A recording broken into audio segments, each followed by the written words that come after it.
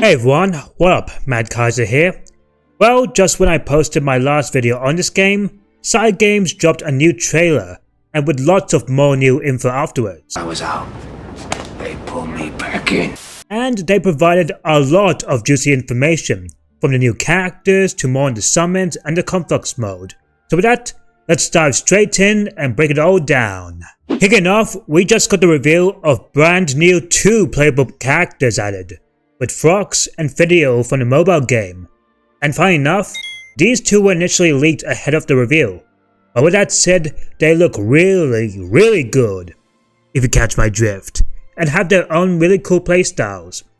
Starting off, we have Conflux, who here, she says, is a pact bearer to the devil, a primal seeking to create a new world order. Conflux is otherwise an ordinary sky dweller, whose heart, character and temperament are filled with both love and compassion, and she's voiced by the likes of Kelly Baskin, who you may know as Chihiro from Persona 3 Reload and Shizuna from Trails Through Daybreak.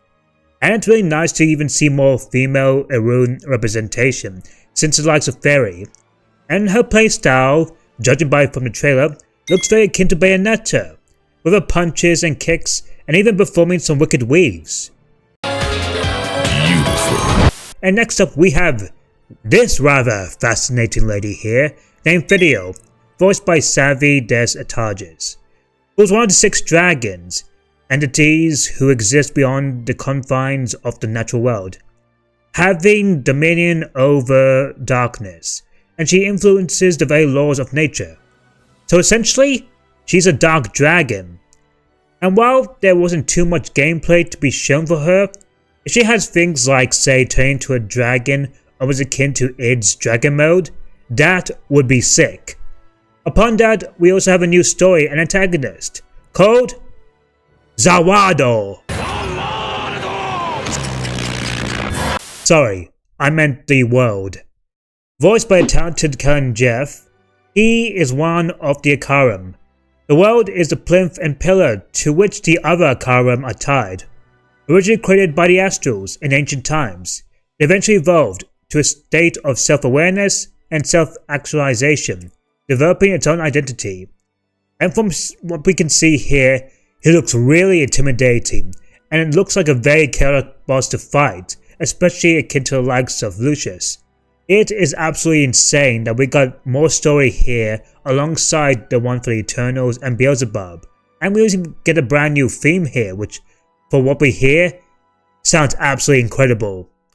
The plot really thickens here, and all in all, I'm really all for this campaign. Next up, we have a deep dive on the summons, learn more on how they function outside of the ones we got to play in the open beta, and on how they do things, like give passive buffs, and how they can also be used in online co-op, where players can have from the host up to 1 summon, though sadly they will have to share the summon bar. On top of that, it's not just the townsfolk, cats, and even primal beasts that are the summons, but also we have Astrals, like Roland and Lucius, which while it does rob the former, especially Roland, from being playable, as we can see here, like say Furicane, you can technically play as him, so that's pretty cool. And also the same can be said for playing as Lucius, which is really both awesome and funny when you think about it. And how you unlock them is by beating the main game itself.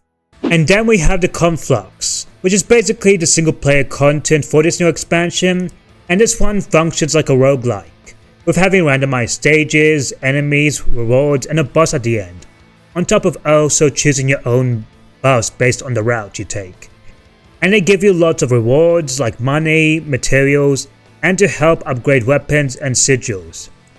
There's even said to be special stages, as well as both treasure rooms, special counters, and even games of chance, like mini-games.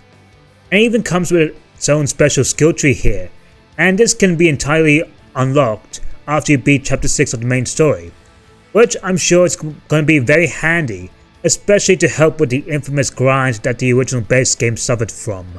Oh no, the hype of this game just continues to grow, especially with the new updates, from the new playable characters that we just got added, adding in with the extra 4, cranking up the entire playable roster to 28 characters.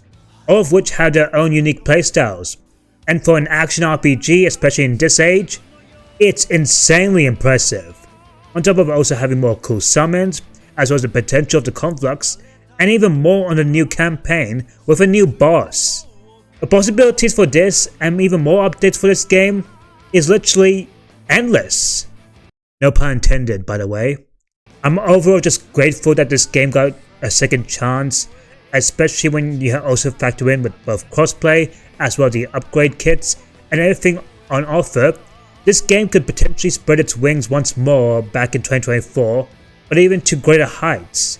In fact, by the time of this, I actually pre-ordered this game day 0, and July is gonna be absolutely awesome. And with that, that'll have to be it for me. Let me know what you guys think about this spicy new info here, and let me know if you guys even pre-ordered this game already. If you enjoyed this analysis, don't forget to like, subscribe if you're someone new, and hit that notification icon if you want to stay up to date for more coverage on Granblue Fantasy Relink Endless Ragnarok up to its very release on July.